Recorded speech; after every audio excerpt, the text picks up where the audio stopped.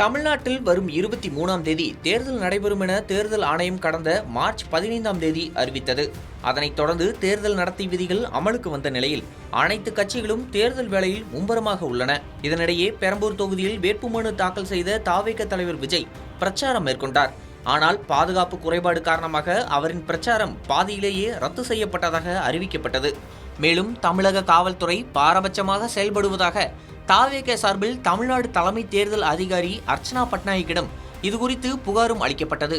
இந்த நிலையில் தமிழ்நாட்டின் பொறுப்பு டிஜிபி வெங்கட்ராமன் மாற்றப்பட்டு அவருக்கு பதில் சந்தீப் ராய் ரத்தோரை தமிழக காவல்துறை தலைவராக நியமித்து தேர்தல் ஆணையம் உத்தரவிட்டுள்ளது. அதேபோல தாம்பரம் மாநகர காவல் ஆணையர், மதுரை மாநகர காவல் ஆணையர் மற்றும் தூத்துக்குடி, சேலம் மாவட்ட ஆட்சியர்களும் மாற்றம் செய்யப்பட்டுள்ளனர்.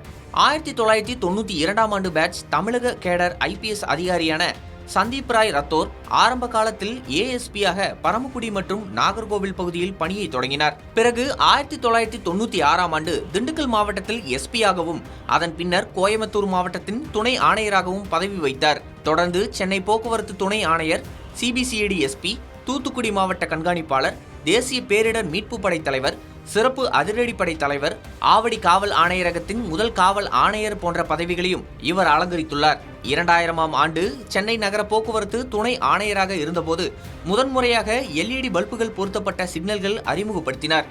மேலும் 2010ஆம் ஆண்டு மத்திய தொழில் பாதுகாப்பு படை டிஐஜியாக இருந்தபோது டெல்லியில் நடந்த காமன்வெல்த் மாநாட்டில் சிறப்பான பாதுகாப்பு ஏற்பாடுகளை மேற்கொண்டதாக பாராட்டுகளையும் பெற்றிருந்தார். தற்போது பயிற்சி கல்லூரி டிஜிபியாக பணியாற்றி வருகிறார். கடைசியாக தமிழ்நாட்டின் காவல்துறை தலைவராக இருந்த சங்கர் ஜிவாலுக்கு பின் அந்த பதவிக்கான போட்டியில் சந்தீப் ராய் ரத்தோரும் இருந்தார். ஆனால் புதிய காவல்துறை தலைவரை நியமிப்பதில் இருந்த தாமதம் காரணமாக வெங்கட்ராமன் ஐபிஎஸ் பொறுப்பு தலைவராக நியமிக்கப்பட்டார்.